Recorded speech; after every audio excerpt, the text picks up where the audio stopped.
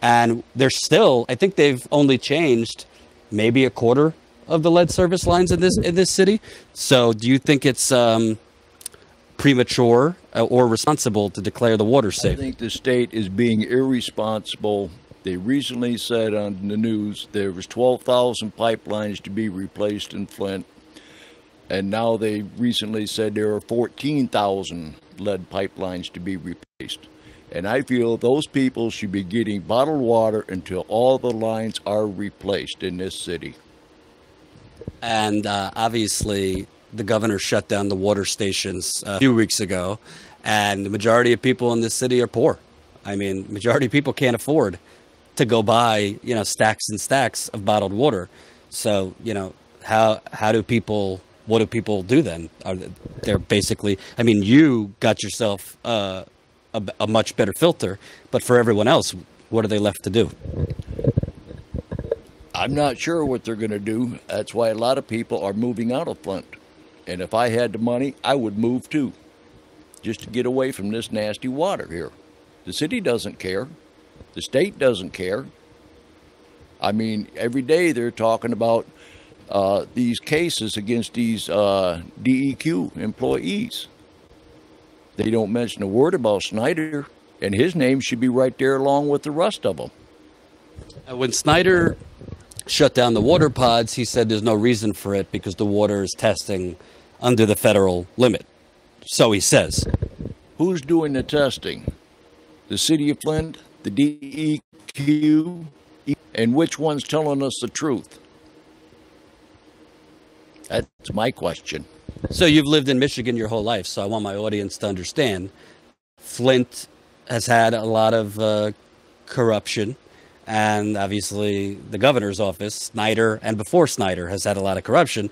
And a lot of people, a lot of residents I speak to basically think they're cooking up the numbers so that they don't have to pay what they really have to pay, which would be not only all the service lines, but then you got to look at inside people's homes because they're only changing the service lines in the streets. But a lot of people's plumbing was destroyed in their home from the Flint River water. Yes. Last year, my landlord had to buy a new hot water heater for this place because there was so much crud passing through the lines that it plugged up the hot water heater and he had to buy a new one. There was one day they opened up the fire hydrant and it looked just like the Flint River. Coming out of the fire hydrant, going down the street, it stained the blacktop for a city block long. It looked just like the Flint River muddy water. Now, what do you do in that situation? I filled up my bathtub one day. And I looked down at that. I didn't know whether I was going to get dirtier or cleaner getting into that water to take a bath. When was this? That was about 2 years ago. And when you shower or bathe now, are you using the zero water on there? No, because that thing can't filter out enough water fast enough. You experienced any difficulties showering? I had problems with my arms, getting itchy spots on them, just like a lot of other people have had. Still? Too. Not now, I don't. I'm not having any problems at all out of the water. I just will not drink it. For the zero water filter, I would assume that's more expensive to buy. The filters are $15 a piece. Very expensive. But they filter out better than anything I have seen on the market. How long do they generally last? Depends upon how much crud you got coming into the water. When we had the muddy water coming in, I had to change it monthly. Now I change it about once every 3 months. Basically, I'm not good at math, but $15 a pop every 3 months, that's about $100 a year. Yes, it's very expensive. That's why when they were passing out filters, I got as many as I could possibly get for the future because I am never going to drink this water again without it being filtered. And you look at now they're talking about putting tax liens on people's homes that haven't paid the water bill. tossing them out of their homes if they don't pay the water bill. What are your thoughts on that? Because I just spoke with someone yesterday, said, I'm not paying this water bill. I can't drink the water. I could barely use it. They take like in and out showers. It seems like the state poisoned you, and now because they're not collecting their water rate bills, now they're threatening to toss people out. I don't agree with that, because why should people have to pay for something that they can't use?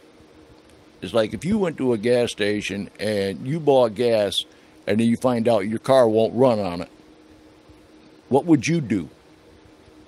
You would want your money back and you would want your car fixed at their expense, not yours. But the same situation should be that one. Why should we have to pay full price for water that we cannot use?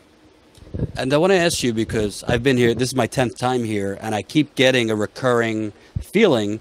Residents basically feel like the state is basically, through inaction and through essentially leaving you to kind of figure it out on your own, they're trying to force people out of Flint, poor people out of Flint. Do you feel that? Yes, I do, because Flint, when it was booming with General Motors, people had the money to pay for things. Now that General Motors has pretty much left Flint, there's just no good paying jobs here anymore. And myself, I'm on Social Security disability. They're talking about raising minimum wage to $15 an hour.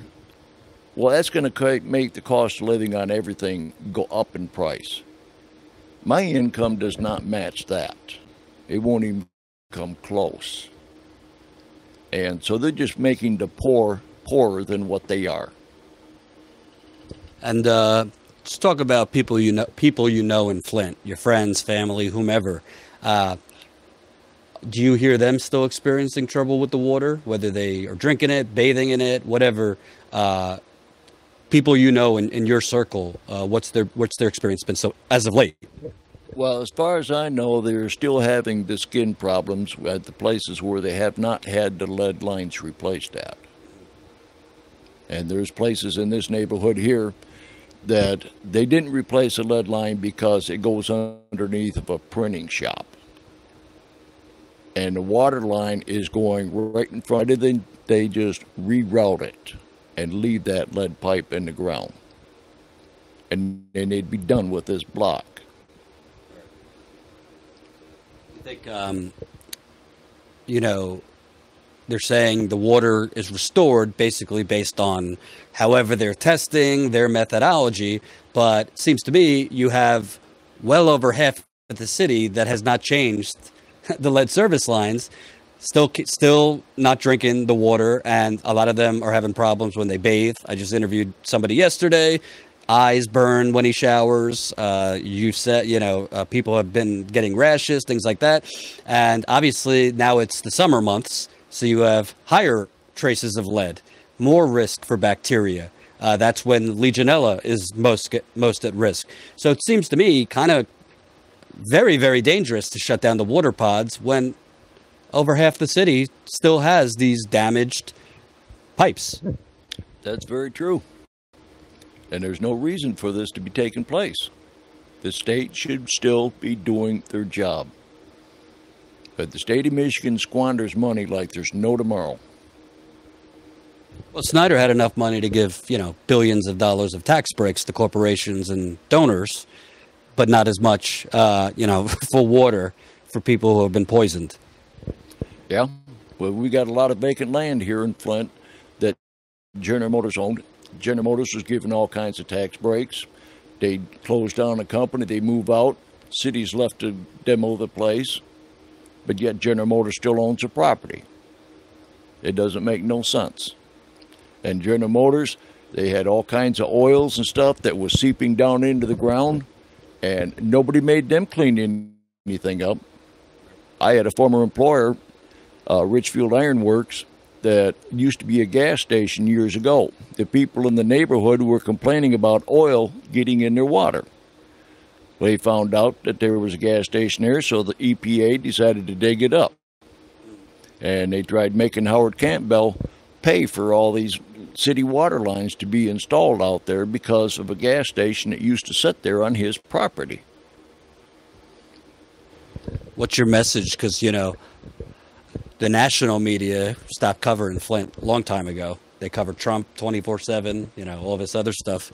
And I think a lot of people kind of think the problem's solved because they don't hear about it that much. What's your message to people watching? Don't give up, and don't drink the city of Flint water. And if you can find some way of getting your water tested through some other private source, I would do that to try to prove the city wrong and the EPA, because this is crazy.